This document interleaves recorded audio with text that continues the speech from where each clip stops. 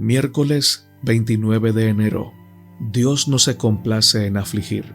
A lo largo de la Biblia, Dios muestra repetidamente su pasión en favor de los oprimidos y su correspondiente justa indignación contra los victimarios y opresores. Si no existiera el mal, Dios no se enfadaría. Su ira se expresa solo y siempre contra lo que daña a su creación. Según Lamentaciones 3:32 y 33, Dios no se complace en afligir. Literalmente, Dios no aflige de corazón.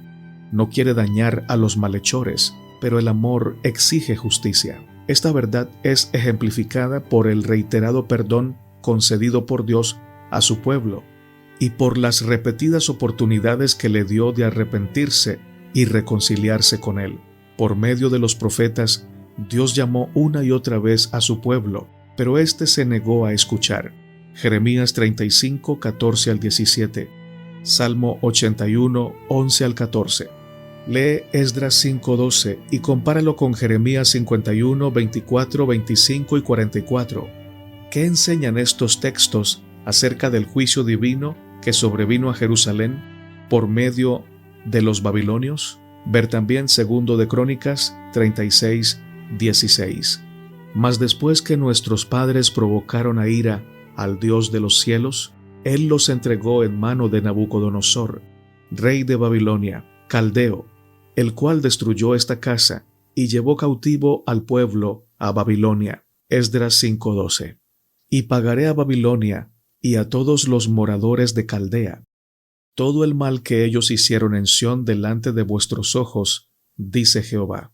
He aquí yo estoy contra ti, oh monte destruidor, dice Jehová, que destruiste toda la tierra, y extenderé mi mano contra ti, y te haré rodar de las peñas, y te reduciré a monte quemado. Jeremías 51, 24 al 25.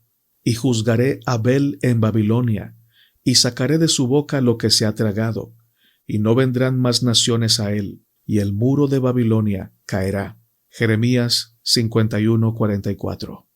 Mas ellos hacían escarnio de los mensajeros de Dios y menospreciaban sus palabras, burlándose de sus profetas, hasta que subió la ira de Jehová contra su pueblo, y no hubo ya remedio.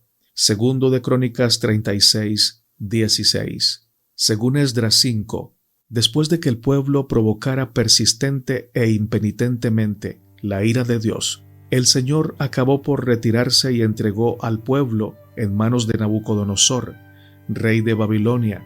Esdras 5:12. Pero Dios lo hizo solamente después de que ya no hubo remedio. 2 de Crónicas 36:16. Y más tarde juzgó a Babilonia por la devastación excesiva que infligió a Judá. Jeremías 51, 24, 25 y 44. Comparar con Zacarías 1:15. Muchos otros juicios que las Escrituras describen como desencadenados por Dios se explican como casos en los que Él entrega al pueblo a sus enemigos. Jueces 2:13 y 14, Salmos 106, 41 y 42. En respuesta a la decisión del pueblo de abandonar al Señor y servir a los dioses de las naciones, muchos otros juicios que las Escrituras describen como desencadenados por Dios se explican como casos en los que el Señor entrega al pueblo a sus enemigos en respuesta a la decisión del pueblo de abandonar al Señor y servir a los dioses de las naciones. La ira de Dios contra el mal, que finalmente culminará en su erradicación, procede de su amor por todos y de su deseo del bien final del universo, que a su vez está en juego en toda la cuestión del pecado, la rebelión y el mal. ¿Cómo influye en tu comprensión de la ira divina el hecho de que Dios no desea condenar a nadie? Si Dios es lento en airarse, ¿no deberíamos ser más pacientes y magnánimos con los que nos rodean? ¿Cómo podemos hacerlo sin dejar de proteger a las víctimas de las malas acciones? Comentario del día miércoles. Dios no se complace en afligir. El libro de Lamentaciones se escribe en un contexto de profunda desolación. Tras la destrucción de Jerusalén por los babilonios, el profeta Jeremías lamenta las consecuencias del pecado colectivo de Judá. pero también afirma la misericordia y fidelidad de Dios. En el versículo 32 al 33, Jeremías asegura que aunque Dios permite el sufrimiento como resultado del pecado, no lo hace con deleite ni de corazón. Este pasaje resalta el contraste entre el justo juicio de Dios y su profundo deseo de restaurar a su pueblo. La frase hebrea traducida como no aflige de corazón destaca que la aflicción no brota del deseo de Dios, sino que es una respuesta necesaria al pecado. La palabra que se traduce como afligir implica someter o humillar, pero en este caso refleja la pedagogía divina, una corrección destinada a llevar al arrepentimiento y a la restauración. Dios no es un tirano que disfruta del sufrimiento humano. Su ira es una reacción justa contra el pecado, contra la rebelión. Y esta reacción busca que el pecador despierte de su maldad, despierte de su pecado y busque redención. En el versículo 32, el verbo que se traduce como mostrar misericordia remarca la compasión del Señor, prometiendo consuelo después de la disciplina a aquellos que se vuelven a Él. Este equilibrio entre la justicia y la misericordia es fundamental en el carácter divino. El juicio divino no es arbitrario ni vengativo, es la respuesta de un Dios santo que no puede ignorar el pecado, pero que al mismo tiempo desea restaurar a su pueblo. La ira divina no contradice su amor, al contrario, surge de su amor apasionado por la justicia y su deseo de eliminar todo lo que daña a su creación.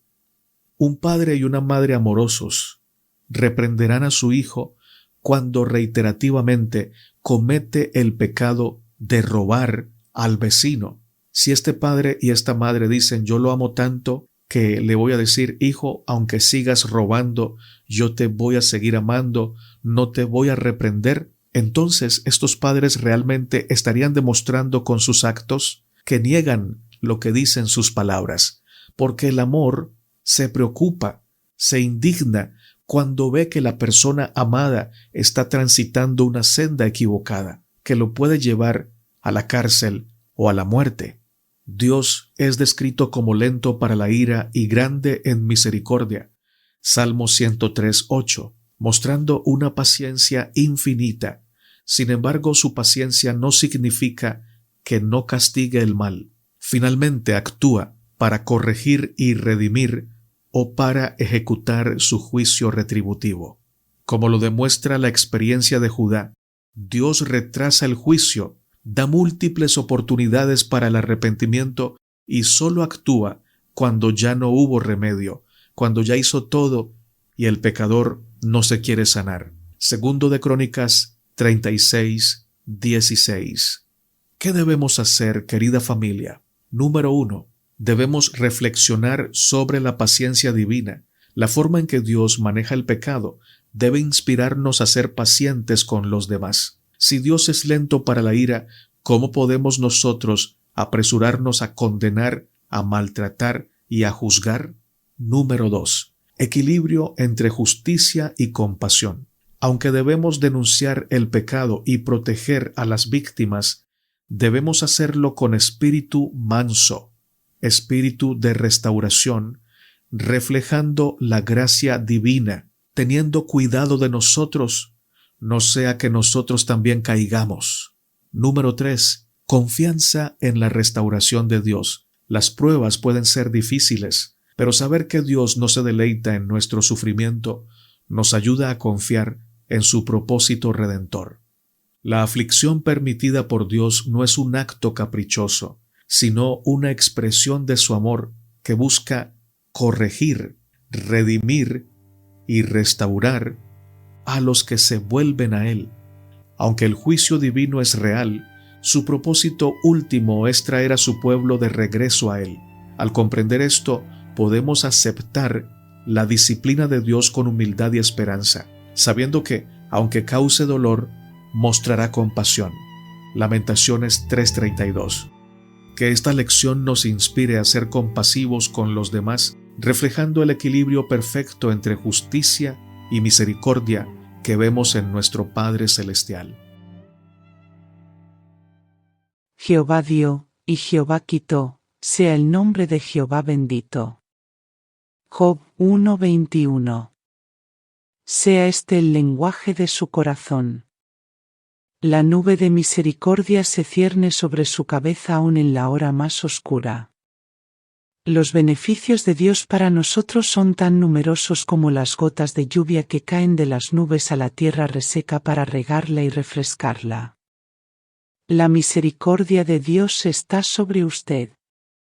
Si pudieran ser abiertos sus ojos, vería a su Padre Celestial inclinado sobre usted con amor, y si pudiera escuchar su voz, sería en tonos de compasión hacia usted que está postrado por el sufrimiento y la aflicción. Manténgase firme en su fuerza, hay descanso para usted. En los lugares celestiales, página 274.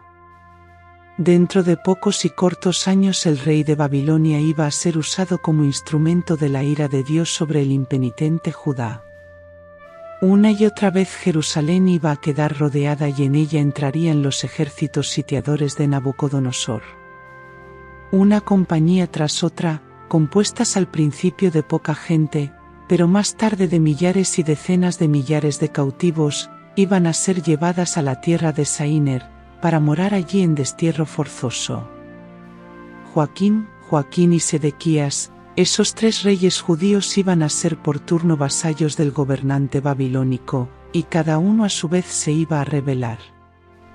Castigos cada vez más severos iban a ser infligidos a la nación rebelde, hasta que por fin toda la tierra quedase asolada, Jerusalén reducida a ruinas chamuscadas por el fuego, destruido el templo que Salomón había edificado, y el reino de Judá iba a caer para nunca volver a ocupar su puesto anterior entre las naciones de la tierra. Aquellos tiempos de cambios, tan cargados de peligros para la nación israelita, fueron señalados por muchos mensajes enviados del cielo, por medio de Jeremías.